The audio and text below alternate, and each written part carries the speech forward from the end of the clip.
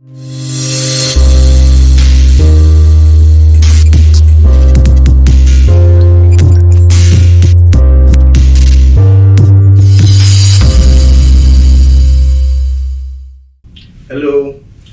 welcome to the interview, and today we're here with Lawanna Summers. Okay, and she's an entrepreneur, financial advisor of the Educator Wealth Group, and welcome. Welcome to the show. Thank you for having me. Hope it wasn't too difficult coming here today. No, I didn't drive, so it was easy. How are you feeling? How is your week been going? My week is great. It's been very productive. Monday is usually a holiday for most, but it's not really for, if you're an entrepreneur, there's no holiday, there's no weekend. So wow. So you're always busy, no holidays, nothing? Right. I mean, for the major holidays, of course, you gotta make a balance and find time for your family, but where most people will be like, oh, Monday, I just want to take some time to myself. That's actually a day where you can get in contact with a lot of people and utilize that day instead of let me just take the day off. Yeah. So I was thinking that the whole pandemic situation would affect someone like you. Did it affect your business in any way? No, it actually business has increased. Really? Yes. Wow. And that's actually one of the things that I like about our platform is because right now, we look in society, we have major CEOs that are stepping down. They're pulling their money out of the stock market. And with, our firm, our CEOs are actually stepping up. We've actually doubled in numbers. We've doubled in business partners because if you think about it, just not even 2 weeks ago, about 10 million people filed for unemployment. Yes, I saw that on the news. That's crazy. Yeah. So to know that you can be an entrepreneur in the financial industry, it's one of the top industries to be in, and it's recession proof. So it doesn't matter what's going on in society, which it's very sad what's going on in society. Yeah. And my prayers and thoughts to those who have lost loved ones due to the pandemic, due to COVID-19. But it's also been an eye-awakening event. It's caused people to take a look at the traditional system that's set up. Very true. That's very true. We're all just stuck. We don't really know what's going on. We just always believe what we hear in the news. But now, due to the coronavirus, I feel a lot of people are just waking up. What's really going on. We're not just focused on our phones and our internet. You get what I mean? Right. It's caused you to actually have to, take a look around. Yeah. But if you think about it, this happens about in 2008, the last time we had a recession, we had the swine flu. Wow. And everything so do you think, are you saying it's a pattern or something? It's not a pattern, but as far as if you follow the stock market, that's just what the stock market does since the beginning of history. So every 10 to 12 years, the stock market crashes. That's what it's meant to do. The stock market can't continue to go up. It's like a hot air balloon. So it goes up and then it has to pop. And then it goes back up. And so when we're dealing in the financial industry, that's why it's good to get this financial literacy out there so that people understand the type of accounts that they have and they can be prepared. So, if I have a risky account, if I'm in my 50s and 60s and I know the last time the market crashed was about 10 years ago, I probably want to figure out something that's a little bit more secure because that's not a risk I want to take after working the majority of my life. That's true. Lose almost 50% of it in the blink of an eye. So. Yeah. So she's a wealth management manager. Sorry. Yes, I'm a financial educator. And a financial educator. So can you tell the audience what is it exactly that you do? What is it exactly that you can help people with? What services do you provide? The top services that I would say I provide are hope and opportunity, because for the last 100 years, the financial industry has only been catered to a very small group of people. And unfortunately, they're already wealthy. They already have the tools. They already have the resources that they need to succeed. That's why we hear sayings like, oh, the rich is getting richer and the poor is getting poor. It's not necessarily true. They just have the financial literacy. They do.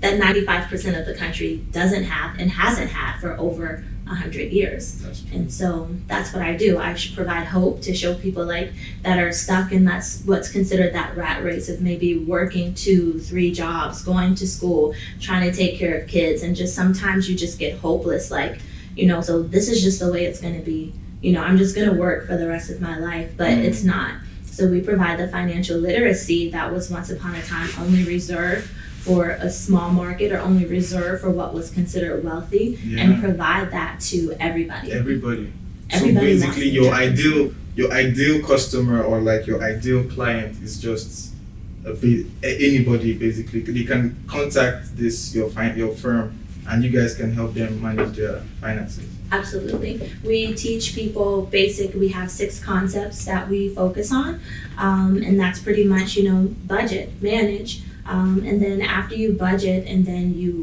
we manage, you know, debt management, make sure that you're handling your debt, eliminate it, consolidate it, get rid of it altogether, make sure that you're protected, make sure that you're outpacing inflation, and make sure once you have this money that you don't pay it all back in taxes. So we're actually tax specialists as well to eliminate. You don't want to give it all back to Uncle Sam. He's not really family.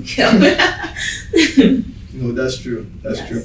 So how about, do you have any like financial tips for like for people that are just starting up, like young entrepreneurs, and like me? I consider myself a young entrepreneur. Yes. I have a couple of businesses that are just like startups. Okay. So like, what kind of advice would you give me, like that I should take note of in order to like handle my finances at this early stage, and also when I start seeing like vast income coming in, because I know that it can become overwhelming to be organized. Absolutely. So that's actually a really good question. The number one tip before when this opportunity, this blessing fell into my lap that I have taken from this so far is to always pay yourself first. You know, we live in a society of consumership. We don't tell people like how to save so that you can be properly prepared for retirement. All you see are commercials on, buy this is new, get the new iPhone, get the new this. It's all about consumership. In our society, when we talk about finances, we don't have people that are saying, hey, you should, you know, start preparing for your retirement in your 20s, or hey, you have these opportunities that can provide lifetime streams of income for you for the rest of your life. It's all about spend. So always pay yourself first. So when we have situations like a pandemic, you have liquid cash. You have some money there. You have to have an emergency fund. And then after that, the main things that wealthy people focus on, there's 4 areas, which are protection, growth, safety, and tax advantages. Those are 4 things, like not just an entrepreneur, like as people in general, citizens in general, we should be focusing on those. So you have to make sure that you're protected. And we live in a society that makes car insurance the law. But if your car breaks down, I can get it fixed or I can get a new one. If our cell phones break, we have insurance so we can get a new one. But you're your number one asset, right? So Emmanuel, if you can't go out and have cash flow and bring something in, how can you take care of your home? If you choose to have kids, you can't. And so protection allows you to have cash flow income if you should get sick, if your spouse should get sick, if your kids should get sick. That will take care of those financial expenses, and you don't have to deplete your emergency fund. So technically you don't even qualify to grow your money if you don't protect yourself, because you're not going to be prepared. Yeah, you're not. That's true. Then you grow it. So most people, they start getting the income, they're like, great. And so every time somebody gets a raise, they're like, let me get a better car. Let me get a bigger home. Just want to go to Miami, you know what I mean? Which you should enjoy yourself, but not to the extreme, right? So the whole purpose of growing it is so that you can have it and then keep it safe. So once you grow it, where can you put your money at where it's going to work just as hard for you as you did to get it? And then once I have it, I don't want to give 40% back to Uncle Sam. I want to keep it, and I want to be able to pass it on from the next generation to the next generation to the next generation. So wow, you know, I started from the bottom while now I'm here is a good song. How many people or family members do we want to keep starting from the bottom? That's right? True. Wouldn't That's it true. be great to give somebody a cushion? So we're like, whatever it is that I want to go out in life that God has intended for me to do, I can do that and not have to worry about if I can afford it or if I get enough financial aid or, you know? You know, one thing is I feel like is basically the way America is designed. Like I told you, I'm from Africa, and like we don't have social security. We don't have no benefits. Like once you're born, you're just born into the world. You know what I mean? And like most people there, they have that mindset that when you own something, you actually own it. So that's why when I'm here, like I'll never go out and buy something on finance or something like that. And it's just my wiring. If I was here and I'm used to the whole social security kind of thing, I feel like I'll also be in this consumer mindset. You get what I mean? Of always going for the new, the next. Not always caring about fixing your old thing, you know, management, you know, recycling and stuff like that. So like, I just feel like, I don't know what Americans can do to that, like change that mindset. You know what I mean?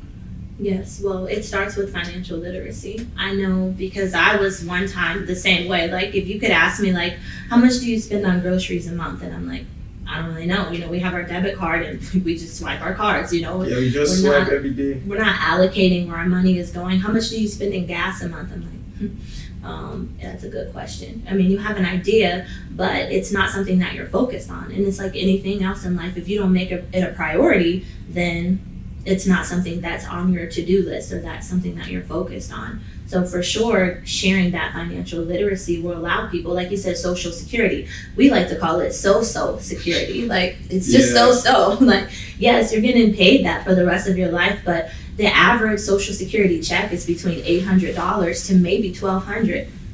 Most 60% of people in our country retire and live worse because they have so-so security.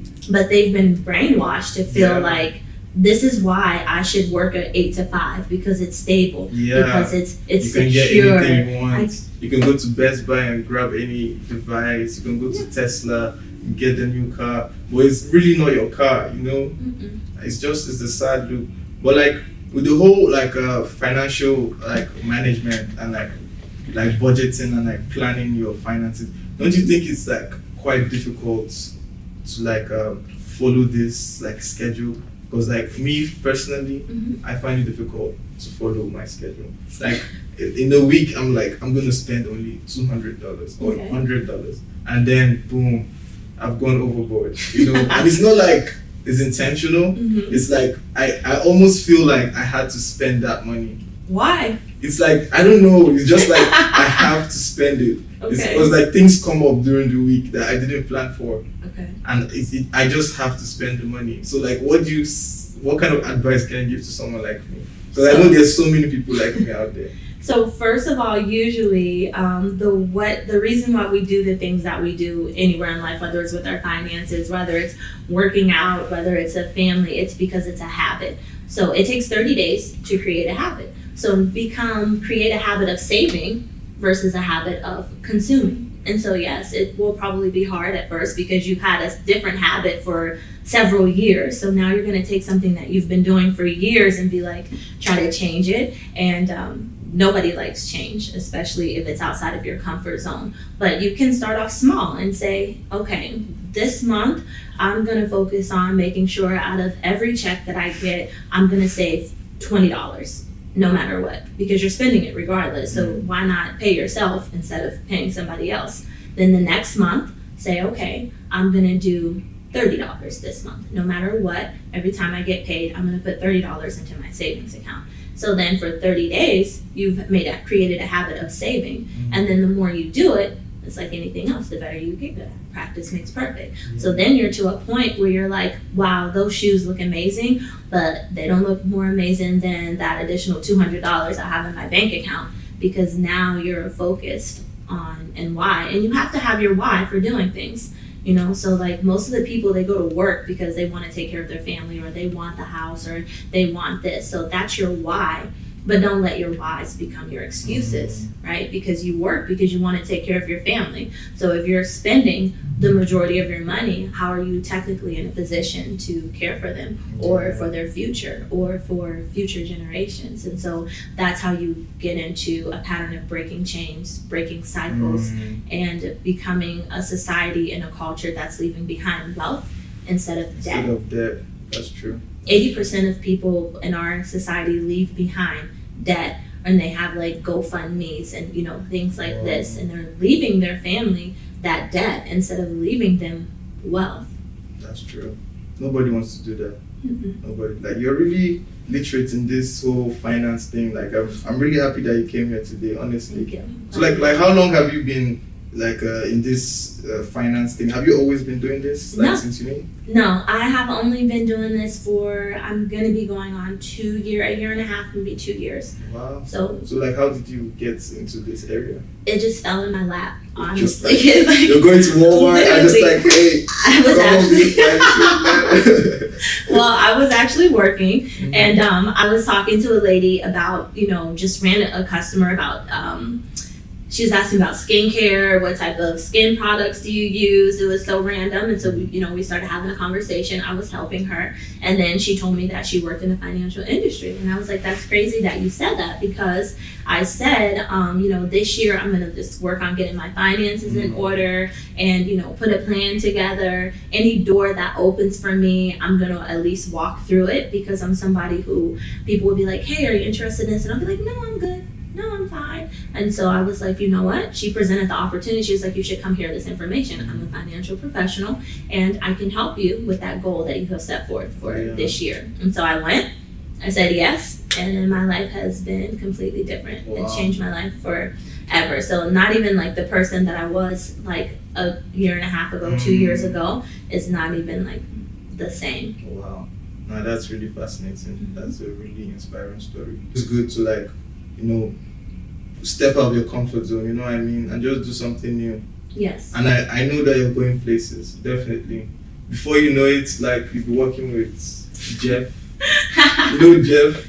Jeff? Which Jeff? Jeff, my cousin. Jeff Bezos. The owner of Amazon. That's you sound like Jeff Bezos, your cousin. I'm like, what's your cousin? Which Jeff are we talking about? I like to associate myself, so like, who knows, maybe one day he'll watch the show, Well, you know what? He'll call us. It's funny that you say that, because associations are huge. Because if you take a look at who you surround yourself with, that's who you are, that's who you become in general. And so like, when you say how like I'm not the same person that I was a year and a half ago or a year ago, a lot of the friends that I had then I don't have anymore. And there's a saying by Rick Stalling. He says, you're either going to change your friends or you're going to change your friends. And the first time I heard that, I was like, dang, that's powerful. So you're either going to change your friends, and they're either going to be motivated to come on the same path as you and want to change their life, or you have the crabs in the barrel where they're just like, why are you doing this? Why are you changing? And those people, you can love them from afar. Yeah. It's not like you're just like peace. I understand. It's true, because like, we humans, like me, I've not been here for too long. Mm-hmm. Just how like, long have you been? I've been on this planet for like, let's say 22 years. So it's not so long, Okay. But like, I've had my own fair share of experience with people. Mm-hmm. I know like, everyone grows at their own different like rates and everything. Mm-hmm. So it's always good to like, just like you said, just take the step and just move, Yes. You never know where you end up, Mm-hmm. And then if you're successful, everyone wants to associate with you. So nice. And the energy that you bring. Yeah, 100%. It's the energy you carry. 100%. 100%. I agree with you. And nothing great has ever happened in your comfort zone. If you look at any person, it doesn't even have to be in finances. It can be an athlete. It could be in the business world as a professional. You're going to hear the same story. Nothing happens if you just want to be comfortable. Like, I want to stay here. I feel good here. Greatness doesn't happen there. Greatness happens when you get uncomfortable. Wow. And do you know why I know you're saying the truth? Because this same thing you're saying, I've heard it like from like 4 people, and they're all successful people. So it means that's the truth. That's the actual truth. Mm-hmm. So like, viewers, make sure that you try your best to not be in your comfort zone, because regardless, you're not going to find growth there. You're not going to find what you need there. You need to go outside. You need to get up and get to work. Thank you very much. You're welcome. Thank you for having me. Thank you. It's a pleasure. Thank you very much.